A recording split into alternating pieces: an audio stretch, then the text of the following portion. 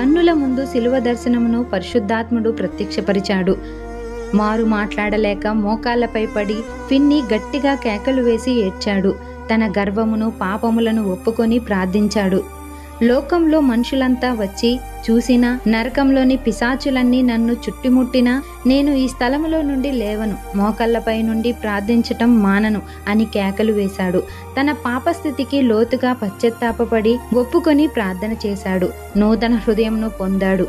ఆ రోజు 10/10/1821 అతను లేచి గదిలోనికి వెళ్ళగా గది అంతా వెలుగుమయమైపోయింది.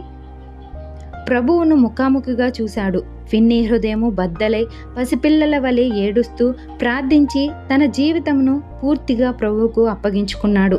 గొప్ప శాంతి అతని హృదయంలోనికి వచ్చేసింది. ఆ దినమంతా చెప్పసఖ్యము గాని సంతోషంతో అతని హృదయము నిండిపోయింది. ఏ పని చేయబుద్ధి